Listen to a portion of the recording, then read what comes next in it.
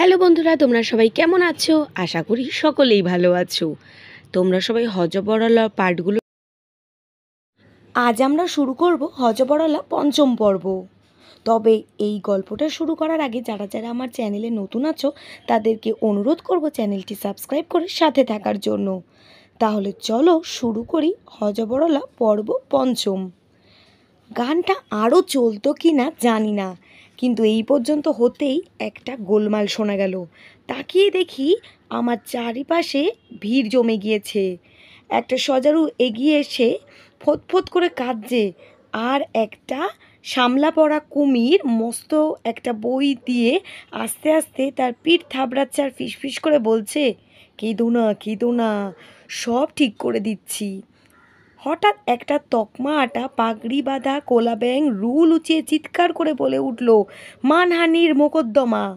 অমনি কোত্থেকে একটা কালো ঝোল্লা পড়া হুতুম পেঁচা এসে সকলের সামনে একটা উঁচু পাথরের উপরে বসেই চোখ বুজে ঢুলতে লাগলো, আর মস্ত ছুঁচো একটা বিশ্রী নোংরা হাত পাকা দিয়ে তাকে বাতাস করতে লাগলো। পেঁচা একবার ঘোলা ঘোলা চোখ করে চারিদিকে তাকিয়ে তখনই আবার চোখ বুজে নিয়ে বলল, নালিশ বাতলাও। বলতেই কুমিরটা অনেক কষ্টে কাদো কাদো মুখ করে চোখের মধ্যে নখ দিয়ে খিমচিয়ে 5-6 ফোঁটা জল বার করে ফেললো। তারপর সর্দি বসা মোটা গলায় বলতে লাগলো, ধর্মপাতার হুজুর, এটা মানহানির মোকদ্দমা, সুতরাং প্রথমেই বুঝতে হবে মান কাকে বলে। মান হলো কচু। কচু অতি উপাদেয় জিনিস। কচু অনেক প্রকারের হয়, যথা মান কচু, ওল কচু, কান্দা কচু, মুখী কচু, পানি কচু, শঙ্খ কচু ইত্যাদি। কচু গাছের মূলকে কচু বলে, সুতরাং বিষয়টার একেবারে মূল পর্যন্ত যাওয়া দরকার।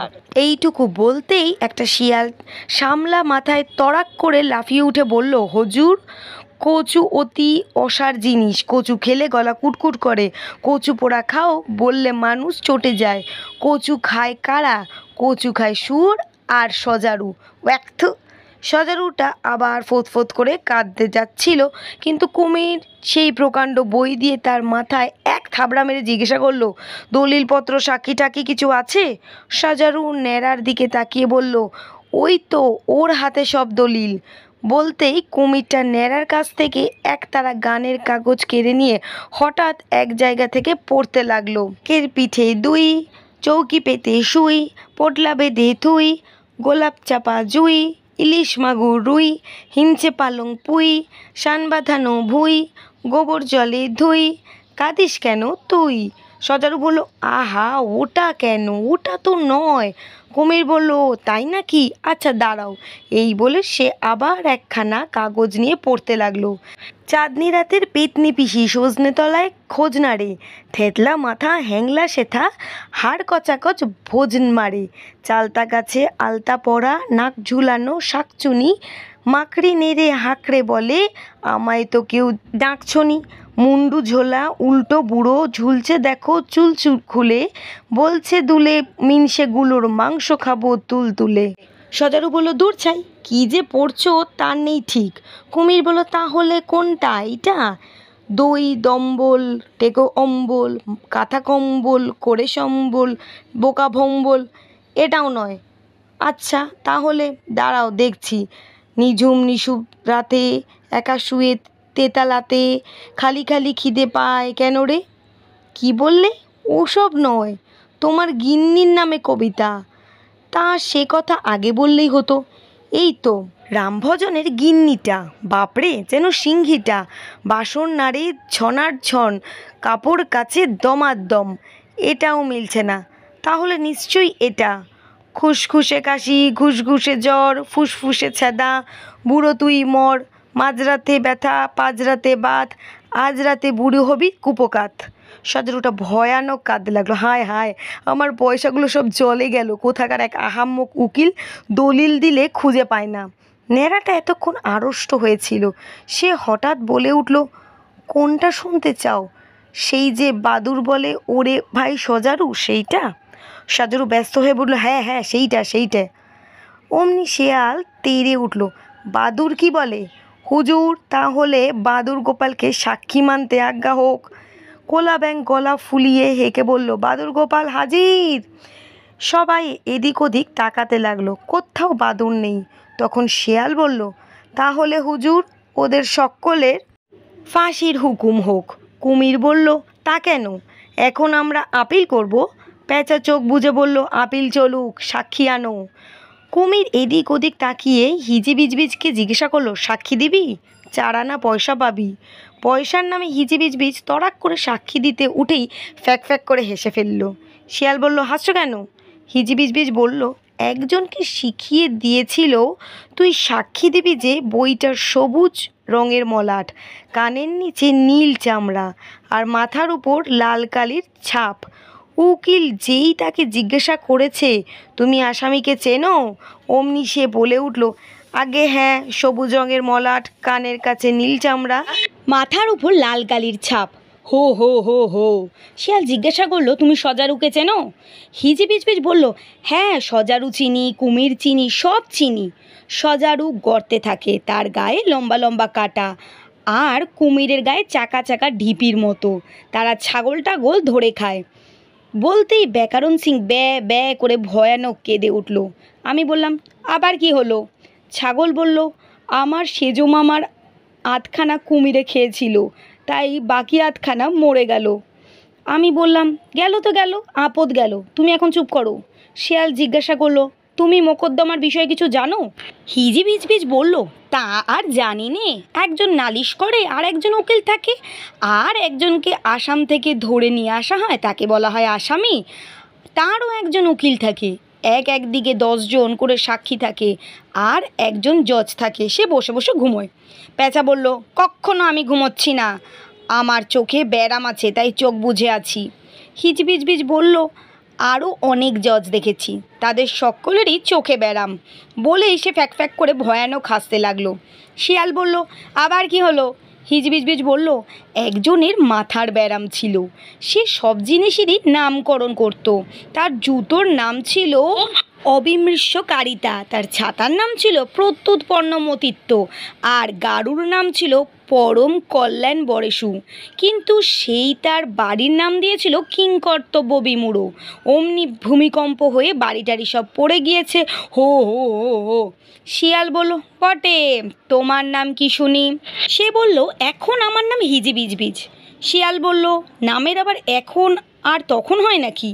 হিজিবিজবিজ বলল, তাও জানো না, সকালে আমার নাম ছিল আলু নারকোল, আবার একটু বিকেল হলেই আমার নাম হয়ে যাবে রামতারু। শিয়াল বলল, নিবাস কোথায়? হিজিবিজবিজ বলল, কার কথা বলছো? শ্রীনিবাস? শ্রীনিবাস দেশে চলে গিয়েছে। অমনি ভিড়ের মধ্যে থেকে উধো আর বুধো একসঙ্গে চেঁচিয়ে উঠল, তাহলে শ্রীনিবাস নিশ্চয়ই মরে গিয়েছে।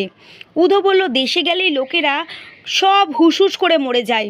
বুধো বলল, হাবুলের কাকা সেই যে দেশে গেল, অমনি শুনি সে মরে গিয়েছে। শিয়াল বলল, আহ, সবাই মিলে কথা বলো না, ভারী গোলমাল হয়। শুনে উধো বুধোকে বলল, ফের সবাই মিলে কথা বলবি তো তোকে মারতে মারতে সাবার করে ফেলবো। বুধো বলল, আবার যদি গোলমাল করিস তাহলে তোকে ধরে একেবারে পোটলা পেটা করে দেব। শিয়াল বলল, হুজুর, এরা সব পাগল আর আহাম্মক, এদের সাক্ষীর কোনো মূল্য নেই। শুনে কুমির রেগে লেজ আঁচড়িয়ে বলল, কে বলল মূল্য নেই? দস্তুর মতো 4 আনা পয়সা খরচ করে সাক্ষী দেওয়ানো হয়েছে। বলে সে তক্ষুনি ঠক ঠক করে 16টা পয়সা গুনে হিজিবিজবিজ হাতে দিয়ে দিল।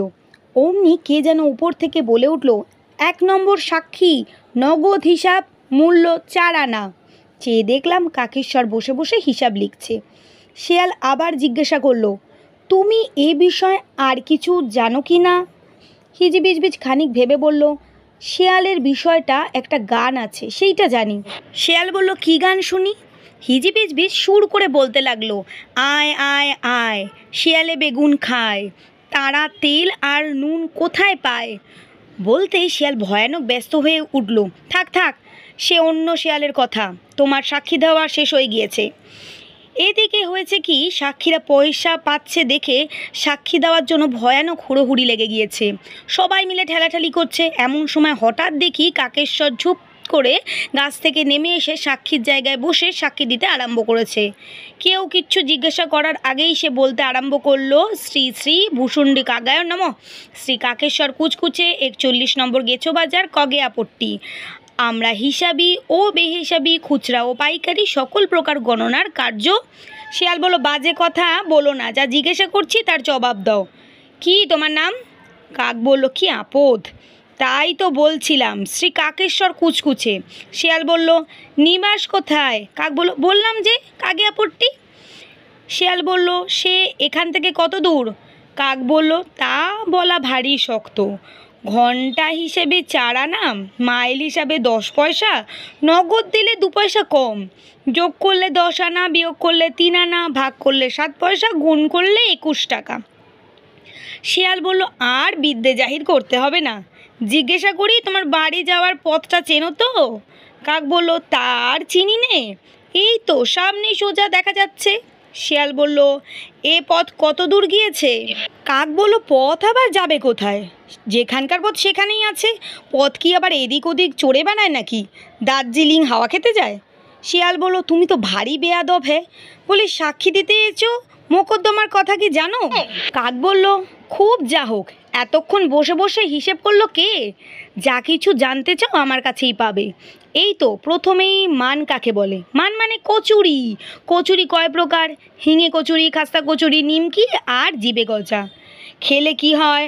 খেলে শিয়ালদের গলা কুটকুট করে, কিন্তু কাকেদের করে না। তারপর একজন সাক্ষী ছিল, নগদ মূল্য 4 আনা, যে আসামে থাকতো, তার কানের চামড়া নীল হয়ে গেল, তাকে বলে কালাজ্বর। তারপর একজন লোক ছিল, সে সকলের নামকরণ করত। শিয়ালকে বলতো তেল চোরা, কুমিরকে বলতো অষ্টাবক্র, পেঁচাকে বলতো বিভীষণ। বলতেই বিচার সভায় একটা ভয়ানক গোলমাল বেঁধে গেল। কুমির হঠাৎ খেপে গিয়ে টপ করে কোলা ব্যাঙকে খেয়ে ফেলল। তাই দেখে ছুঁচোটা কিচকিচ কিচকিচ করে ভয়ানক চেঁচাতে লাগলো। শিয়াল একটা ছাতা দিয়ে হুস হুস করে কাকেশ্বরকে তাড়াতে লাগলো। পেঁচা গম্ভীর হয়ে বলল, সবাই এখন চুপ করো, আমি মোকদ্দমার রায় দেব। এই বলেই সে একটা কানে কলম দেওয়া খরগোশকে হুকুম করলো, যা বলছি লিখে দাও, মানহানির মোকদ্দমা 24 নম্বর, ফরিয়াদি সজারু, আসামি দাঁড়াও। আসামি কই? তখন সবাই বলল, এই যা, আসামি তো নেই। তাড়াতাড়ি ভুলিয়ে ভালিয়ে ন্যাড়াকে আসামি দাঁড় করানো হলো। ন্যাড়াটা বোকা, সে ভাবলো আসামিরাও বুঝি পয়সা পাবে, তাই সে কোনো আপত্তি করলো না। হুকুম হলো ন্যাড়ার 3 মাস জেল আর 7 দিনের ফাঁসি। আমি সবে ভাবছি এই রকম অন্যায় বিচারের বিরুদ্ধে আপত্তি করা উচিত, এমন সময় ছাগলটা হঠাৎ ব্যাকরণ সিং বলে পিছন থেকে তেড়ে এসে আমায় এক ঢু মারল। তারপরেই আমার কান কামড়ে দিল। অমনি চারিদিকে ভীষণ রকম সব কিছু গুলিয়ে যেতে লাগলো। ছাগলটার মুখ ক্রমে বদলিয়ে শেষটায় ঠিক মেজো মামার মতো হয়ে গেল। তখন ঠাউর করে দেখলাম মেজো মামা আমার কান ধরে বলছেন, ব্যাকরণ লিখবার নাম করে বুঝি পড়ে পড়ে ঘুমানো হচ্ছে। আমি তো অবাক, প্রথমে ভাবলাম বুঝি এতক্ষণ স্বপ্ন দেখছিলাম, কিন্তু তোমরা বললে বিশ্বাস করবে না, আমার রুমালটা খুঁজতে গিয়ে দেখি কোথাও রুমাল নেই। আর একটা বেড়াল বেড়ার উপরে বসে গোফে তা দিচ্ছিল, হঠাৎ আমায় দেখতে পেয়েই খচমচ করে নেমে পালিয়ে গেল। আর ঠিক সেই সময় বাগানের পিছন থেকে একটা ছাগল ব্যাঁ করে ডেকে উঠল। আমি বড় মামার কাছে এইসব কথা বলেছিলাম, কিন্তু বড় মামা বললেন, যা যা, কতগুলো বাজে স্বপ্ন দেখে তাই নিয়ে গল্প করতে এসেছে। মানুষের বয়স হলে এমন হোতকা হয়ে যায়, কিছুতেই কোনো কথা বিশ্বাস করতে চায় না। তোমাদের কি না এখনো বয়স হয়নি, তাই তোমাদের কাছে ভরসা করে এইসব কথা বলতে এলাম। তো বন্ধুরা, এই ছিল হযবরলার পঞ্চম এবং অন্তিম পাঠ। গল্পটা তোমাদের কেমন লাগলো কমেন্ট সেকশনে অবশ্যই জানিও। খুব শিগগিরই ফিরে আসবো আবার একটা মজার গল্প নিয়ে। সাথে থাকার জন্য অনেক ধন্যবাদ। তবে যারা আমার চ্যানেলটা এখনও সাবস্ক্রাইব করোনি তাদের অনুরোধ করব চ্যানেলটা সাবস্ক্রাইব করে পাশে থাকার জন্য। দেখা হবে পরের ভিডিওতে, ততক্ষণের জন্য বিদায়।